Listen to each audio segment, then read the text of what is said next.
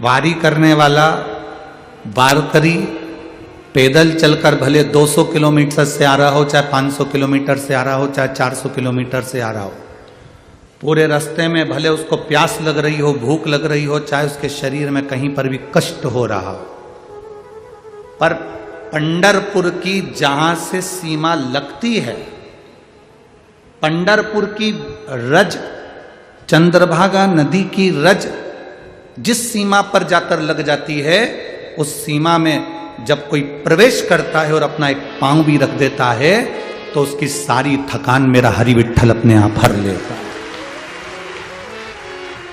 मेरा शिव उसकी सारी थकान हर लेता है, पूरी थकान, पूरे कष्ट को हर लेता है। और वो मुख से विठ्ठल विठ्ठल राम कृष्ण हरि जपता जपता जपता जपता पहुंच जाता है।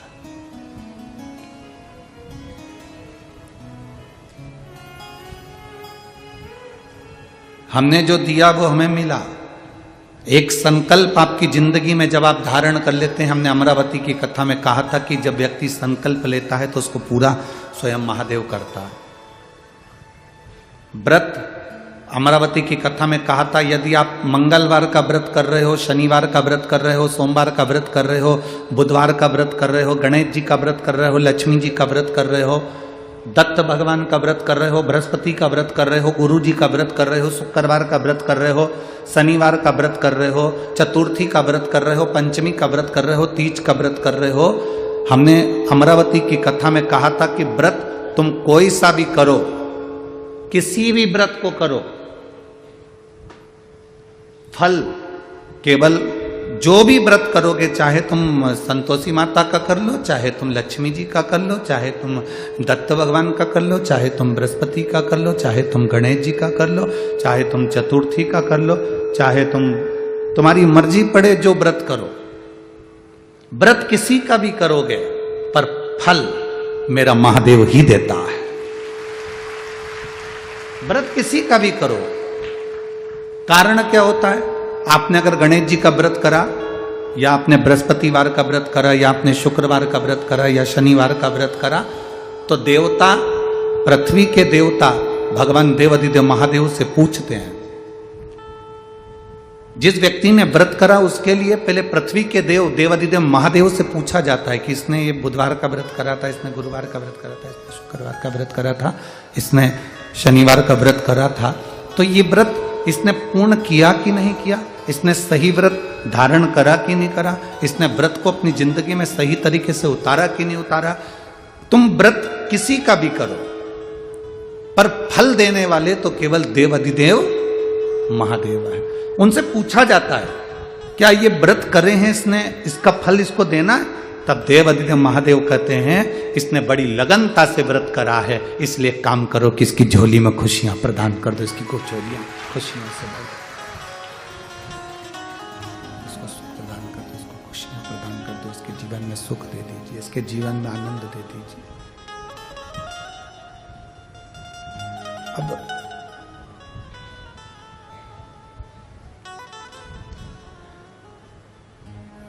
संकल्प तुमने लिया, पूर्ण करने वाला वो देवाधिदेव महादेव पूरा करता है।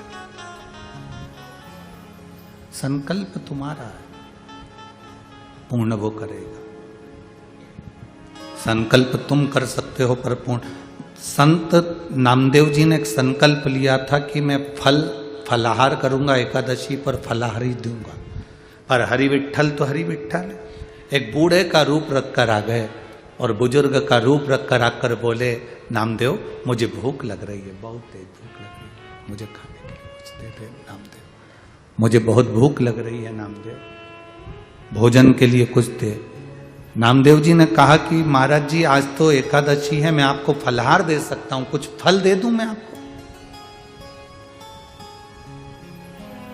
कुछ फल प्रदान कर दूं मैं आपको कुछ फल दे दूं।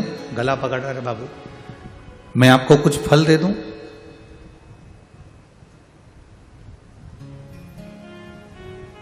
बुजुर्ग का रूप रखकर हरि विठ्ठल जो आए थे मेरे हरि विट्ठल ने कहा नहीं नहीं नहीं, हमको फल नहीं खाना है, फराल नहीं करना है, आप हमको भोजन कराइए। नामदेव जी हाथ जोड़कर बोले आज एकादशी है, मैं आपको अन्न नहीं दे सकता, अन्न तो तुम्हें देना पड़ेगा, नहीं तो मैं भूखा मर जाऊंगा, मैं फलाल नहीं करूंगा। और मैं अगर मर गया तो मेरे मरने का दोष तुमको लगेगा। नामदेव जी बोले अगर आपके प्राण छूट गए भूखे रहकर तो दोष मुझे लगेगा, तो उससे अच्छा है कि मैं भी आपके साथ ही मर जाऊंगा। ये मैं रहकर करूंगा क्या, इससे तो मैं भी मर जाऊं तो अच्छा।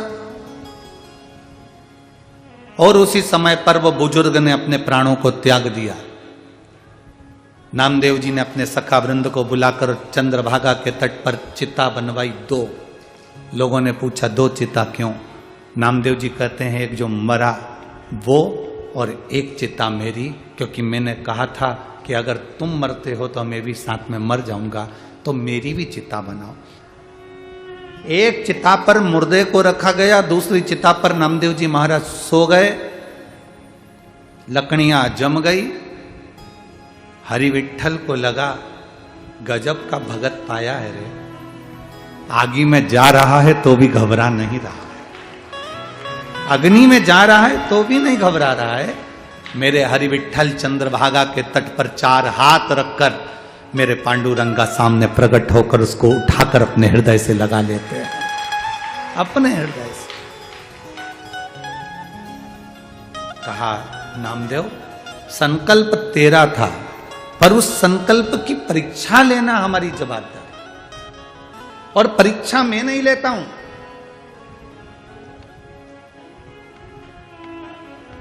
परीक्षा लेने की जवाबदारी मेरी है, पर परीक्षा मैं नहीं लेता हूं। परीक्षा कौन लेता है? तो कहा परीक्षा लेने वाला भी महादेव है और परीक्षा का फल देने वाला भी महादेव है। वो परीक्षा लेता भी है और देता भी, फल बहुत है।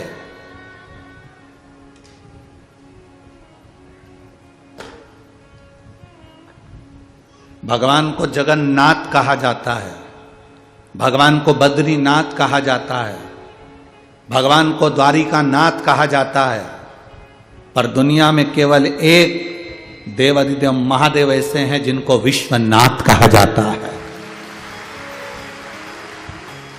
जो विश्व के नाथ हैं। कोई भूखा ना सोए, कोई खाली ना रहे।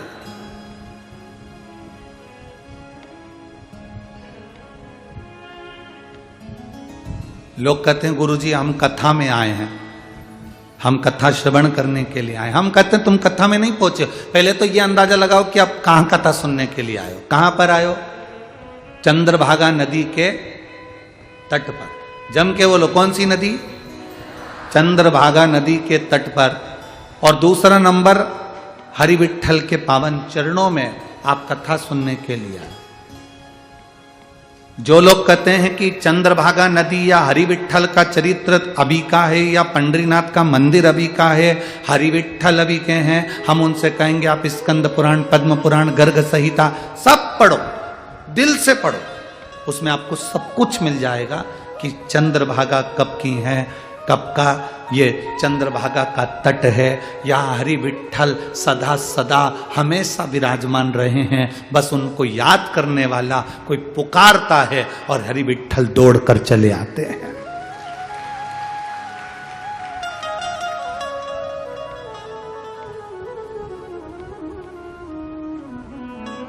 कितना कितना चरित्र वर्णन करा गया। राजा कर्ण की कथा सुनी आप लोगों ने? अरे बोलो, जम के बोलो जरा। महाभारत में कर्ण को पहचानते हो? जम के तो बोलो, पहचानते हो सब लोग? राजा कर्ण की कथा सुनी होगी। कौन था ये राजा कर्ण? कौन था? आप लोग बोले दानवीर।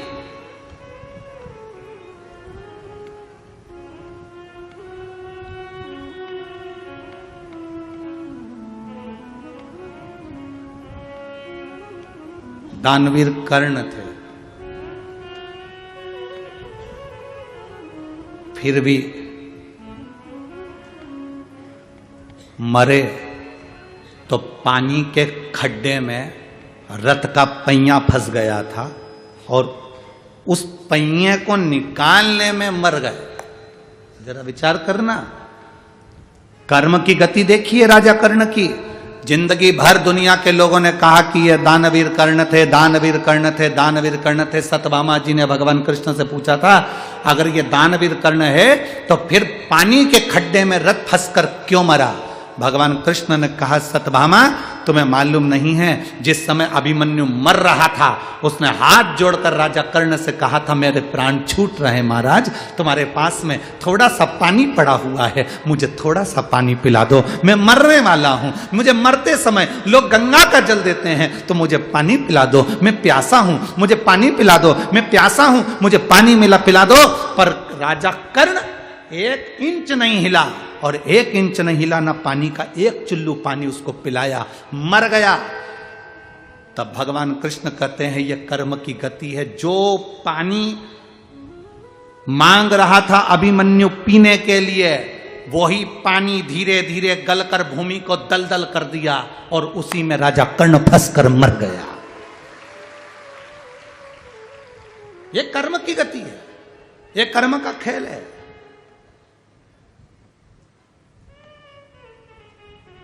कौन था राजा कर्ण? पूर्व समय में दुर्दुम्ब नाम का एक असुर, एक राक्षस था। क्या नाम था उसका? दुर्दुम्ब। राजा कर्ण पूर्व समय में एक दुर्दुम्ब नाम का एक असुर, एक राक्षस, जिसने सूर्य नारायण भगवान की तप साधना करी, आराधना करी, और भास्कर देव की, सूर्य देव की आराधना करी, तो सूर्य देवता प्रसन्न हो गए।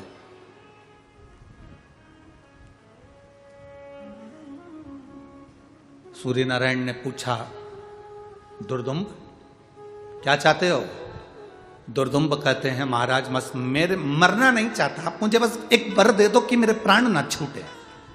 भास्कर देव सूर्य नारायण ने कहा, संसार में जो जन्मा है उसे तो मरना पड़ेगा, जो मृत्यु लोक में जन्म लेता है उसकी मृत्यु निश्चित हो जाती है।